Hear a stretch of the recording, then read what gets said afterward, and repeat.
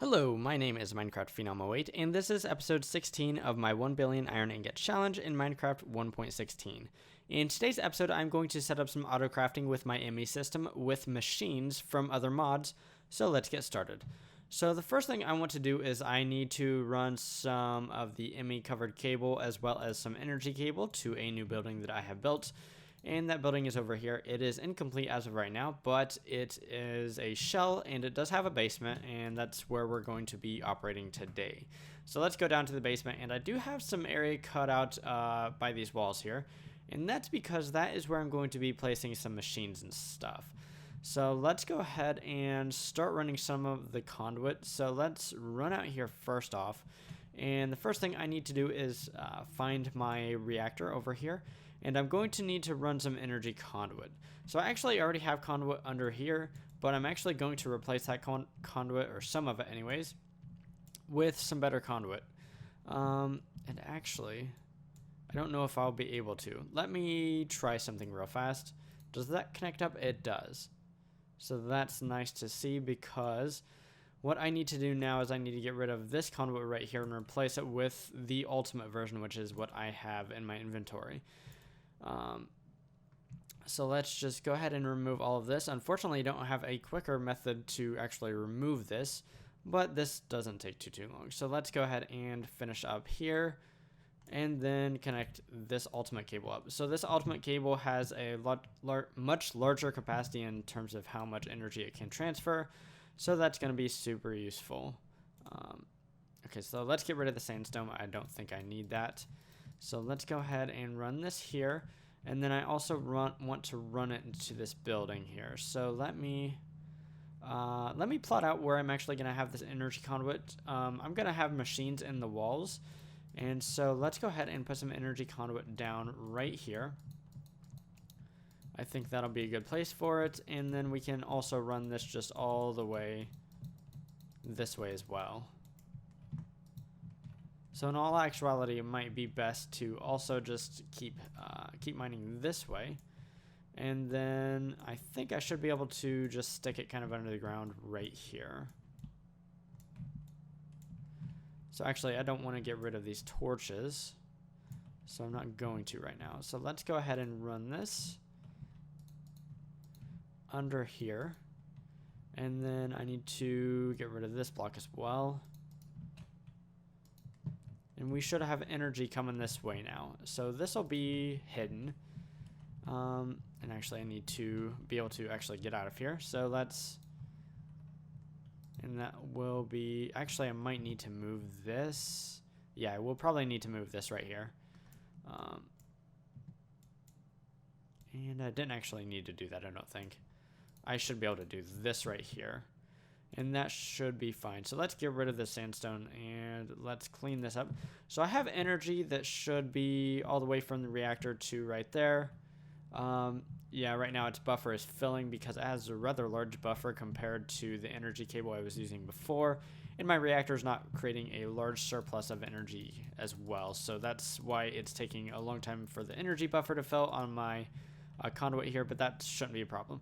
So what I'm going to do right now is I'm going to replace these torches. That way monsters don't spawn down here. And now I'm going to run some Emmy cable. So first off, I have a blue Emmy dense smart cable, and that will be so that I can see how many channels are being used. As you can see in the upper left hand corner, it says 0 of 32 used right now. And so that might be valuable in the future to see how many channels I'm using. Obviously, I will have to kind of dig to get to that information because, yeah, it's underground. It's buried. But it'll be useful to have that cable there regardless. So I'm just going to run this across like so. And I actually need to make my escape out right here. And then we can connect that up right there. And now we are simply going to run this. Actually, I'm going to end up running it up. Once I run it over into this building. Actually, I want to run it up right here. And then I'm going to run it across the top right here of my room. So actually, I need that not to be there. And I need to find the middle here, which would be right here. because right on top of here is going to be kind of the middle point where I need to connect to. And then I will actually I'm going to need to dig one more up, unfortunately. So I'm worried about sand is going to come falling down from outside, but so far so good. And actually I'm probably going to have to run this up as well over here. So let me get rid of this cabling.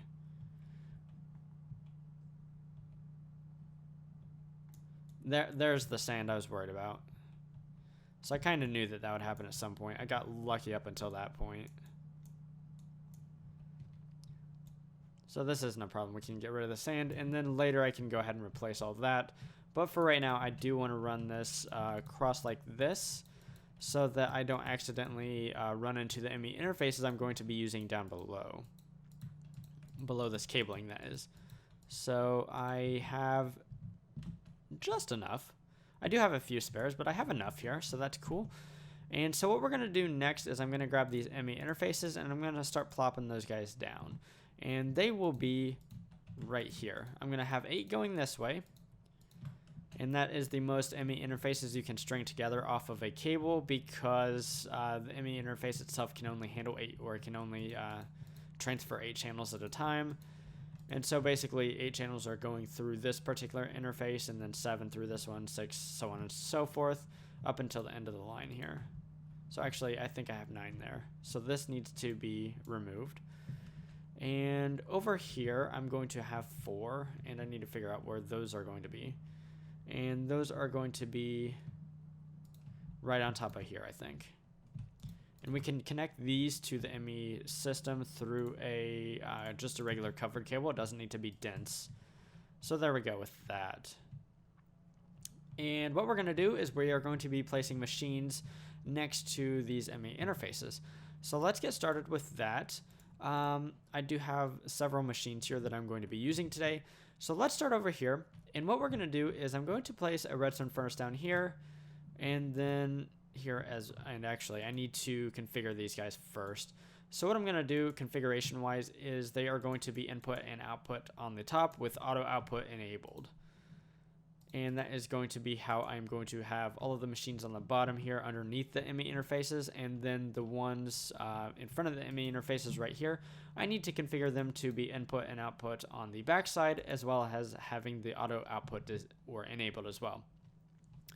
So what these Emmy interfaces will allow me to do is they will allow the Emmy network to interface with any of the machines that they are next to. So for example, this Emmy interface right here that I'm looking at will be able to interface with these two redstone furnaces right here. So what I can do in the future, and I will do this here in just a little bit, is I can create patterns that tell the system, for example, if I throw in cobblestone into this Emmy interface, it will return stone. Because that is the pattern, or that is how you make stone, is you just furnace cobblestone. So we can do that in just a little bit. I'm not going to worry about that right now. But what I'm actually doing right here is I'm putting multiple machines on the same Emmy interface. And that's just to increase productivity of my network.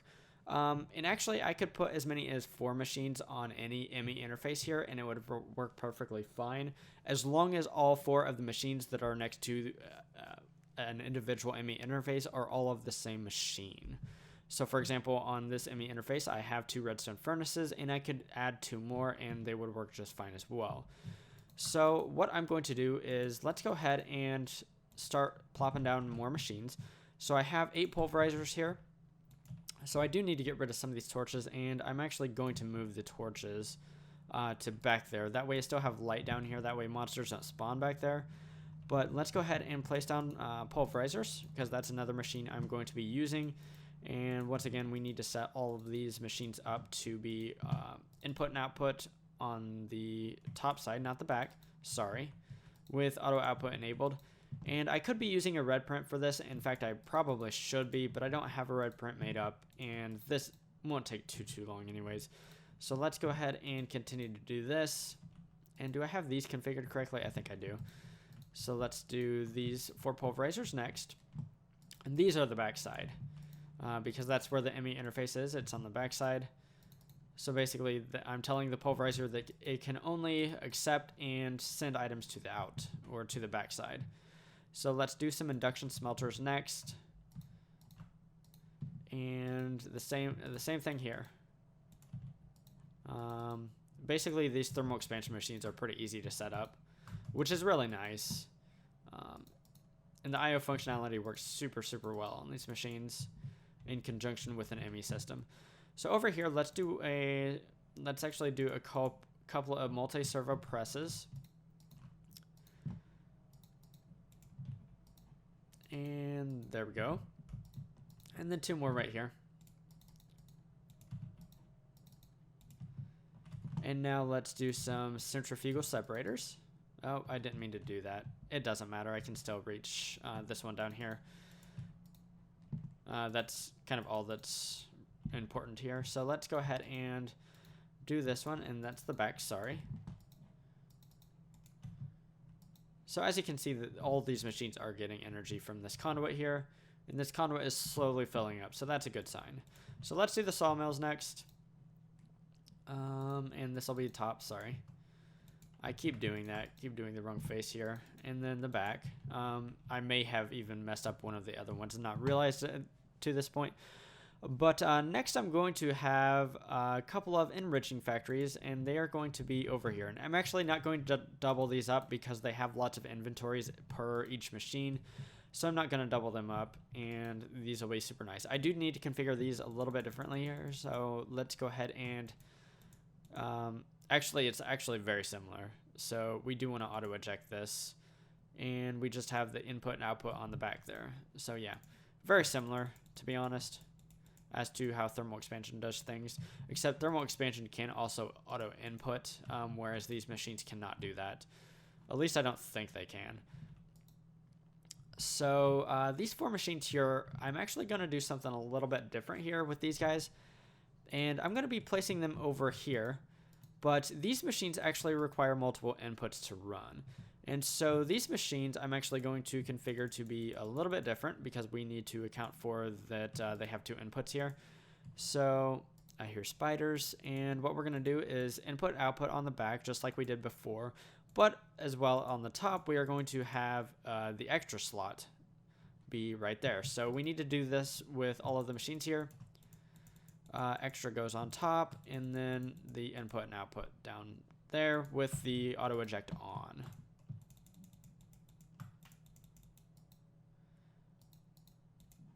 Okay, cool. So yellow's actually the last one there.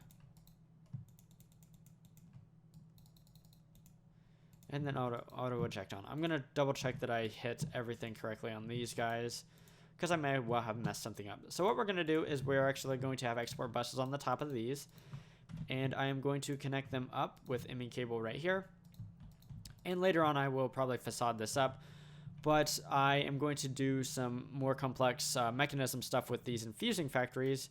That way I can make more complex mechanism things, such as more of these ultimate machines and things from the mod mechanism, because right now I'm resorting to manually doing all of this in my workshop, and it's actually a really slow process.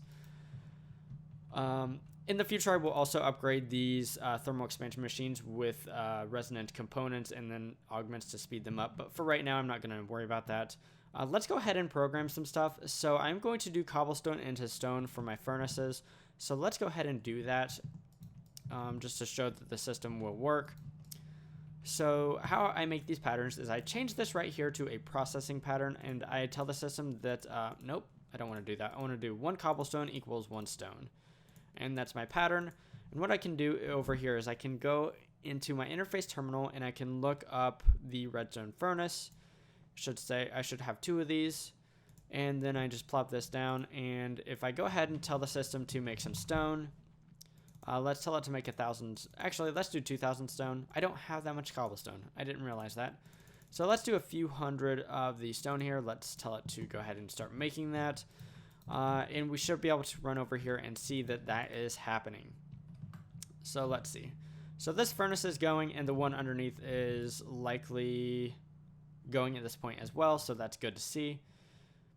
And as we can see, the stone is being output into the Emmy interface here and then imported into the Emmy system. So that's pretty fantastic. So that works as intended. Now I'm actually going to set up some of these. I think I'm going to do 3 of these ultimate infusing factories because they're a little bit different. because we also have to set up these export buses. So what I'm going to do on each of these export buses is I'm going to have one crafting card and 2 acceleration cards in each one. And here in a minute, I need to actually tell what the export bus, what buses, I should say, what to export. But for right now, we're not going to worry about that. First off, I need to look up a few of the recipes for those infusing factories. So let's look those up because I'm going to be needing to use that quite a bit. So let's look up the Metallurgic Infuser. So this is one recipe I will be making. So it is diamonds over here, and basically infused alloy makes reinforced alloy. So let's go ahead and grab some diamond. Okay, I was going to say, I have enriched diamonds here, so I'm going to grab that. This is what I'm going to tell the export bus to export. And I have a crafting card in that export bus, that way that in the future when I set up a mechanism to automatically make these enriched diamonds, I will also be able to automatically export those into that as well. And then I need to grab some of these as well. So the pattern that I'm actually going to be using is the pattern, one infused alloy makes a reinforced alloy. So let's see here. This is the pattern that the Emmy interface will use. However, it should work once we also set up the export bus for it. So what we need to do first is we need to set up this export bus to export these enriched diamonds. And as you can see, that is working right now. So let's throw that in there if we can, and we didn't actually get it in there, but that's okay. And so we have a bunch of diamond here. So now we're going to put this processing pattern in here. And we're going to tell my system to make some of that stuff. And it should work. I don't see any issues it might have with it. So let's go ahead and tell it to make 10 of these guys. It should not have any problem whatsoever with this. Okay, so it appears that it is having an issue. So maybe I set something up wrong over there. Oh, no. It's not having any issues. It's just really slow because I don't have any speed upgrades in it yet. So it is working. As you can see, we already have one. Pretty soon the second one will come out, and then so on and so forth. Unfortunately, with these machines, they have a bunch of slots in the upgraded forms of the machines, but the Emmy interface will only fill the first slot, and then if the first slot gets full, it will continue to fill up each slot individually. So that's not super ideal, but it works. And if we go ahead and speed this up at some point, which I definitely will, it does make this process considerably faster. But as you can see, that works. So that's pretty fantastic. I'm going to set up 2 more of those, I think, because to make some of the higher tier machines, it is really nice to have all of that set up. So I'm going to go ahead and do that. So to make atomic alloy, for example, I'm going to need refined obsidian. And to get that, I need enriched obsidian, and that turns reinforced alloy into atomic alloy. So that's going to be the recipe here. So one of these, and I need to clear that before it'll actually let me right click that, equals an atomic alloy.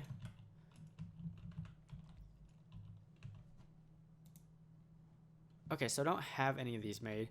So let me grab some obsidian, and I need to manually make one of these before I can set the pattern because I don't have any.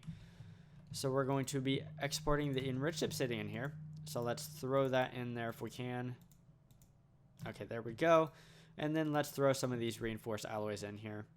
And just to speed this up, I'm going to do that. And as you can see, these can all go at once. It just uses a lot more energy if you do it that way. But what's the point of having a super big or a machine that can hold a lot of items if it can't process them all at the same time as well? Let's see here. So I should have a few of these atomic alloys made. So there is the recipe for that. And then I think there's 1 or 2 more things I would like to automate as well.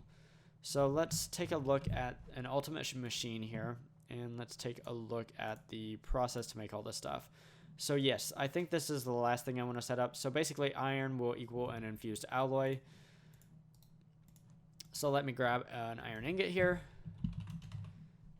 And for this, I think I'm just going to simply eject redstone into there, because that works just fine. And I have plenty of redstone, so that isn't an issue. I could make it more efficient. And actually, let's take a look at the infused alloy recipe. Infused alloy. If we used enriched redstone plates versus just redstone, it is a whole lot more efficient as far as making redstone. And all we would have to do is throw the redstone into an enrichment chamber. Because if we go back to this right here, we see that this only makes 10 millibuckets, but if we infuse this or enrich it, it would make 80 millibuckets. But the thing is, I have plenty of redstone, and I will always have plenty of redstone, so I'm not worried about wasting any of it. So let's go ahead and tell this export bus to export redstone. And I didn't want to do that. Whoops. And this one will be this recipe right here. And then this one over here will be the atomic alloy recipe. That is false, isn't it? This is the atomic alloy recipe. So yeah, I should be able to automatically make all of this stuff at this point. However, I will need to set up a mechanism to automatically enrich diamonds and automatically enrich obsidian. And actually, I could probably do the diamonds right now. I think the obsidian is a little more involved, and I'm probably not going to worry about it right now. But it's kind of the same process here. So to enrich diamonds, we just need diamonds. And that should, I think that's the enrichment recipe. And just send that to an enrichment factory. Or an enrichment chamber, yeah. Diamond to enrich diamond, that's the recipe here. We do have some enriched diamonds to set that recipe. And I do have some enrichment chambers, I think over here, 2 of them. So let's see, is this actually full? It is not. So once I put this recipe in here, it should start to make these automatically. Yes, because this machine over here is requesting them right now through this crafting card. So as we can see, it got 1 in, and it should get a second one in pretty shortly. Should go from 62 to 63. There it is. So I think that's a pretty good wrapping up point for today's episode. As you can see, I have automated both thermal expansion machines and some mechanism machines with my Emmy system today. And I also did a few of a little bit more complicated crafts over here. And that's going to be nice and dandy. I did leave this Emmy interface empty. That way I can put another machine here in the future. And I will probably think of something to put there. But yeah, that's a pretty good wrapping up point for today's episode. So in today's episode, I automated all of this. I can now use all of these machines with my Emmy system automatically. And that's pretty fantastic. So if you enjoyed today's episode, feel free to drop a like down below. And if you enjoy watching automation type stuff in modern Minecraft, definitely consider subscribing to my channel if you haven't already. Anyways, signing off, I am Minecraft Phenom 08, and I will see you next time.